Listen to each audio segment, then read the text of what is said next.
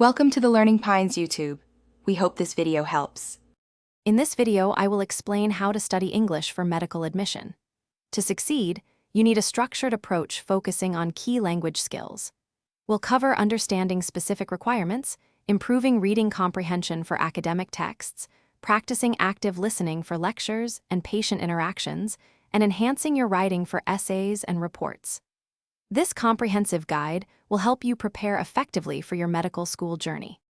Developing strong reading skills is crucial. Start by regularly engaging with medical journals and textbooks to familiarize yourself with the language. Actively build your medical vocabulary, using flashcards and spaced repetition to ensure long-term retention. Practice summarizing complex articles to improve comprehension and your ability to extract key information, which is vital for medical studies. For listening, immerse yourself in medical content like podcasts and lectures. This helps you understand different accents and speeds. Improve your speaking by discussing medical topics with others, practicing explaining complex concepts clearly. Don't hesitate to record yourself. It's an excellent way to identify areas for improvement in pronunciation and fluency, boosting your confidence. Effective writing is essential for admissions and future medical work.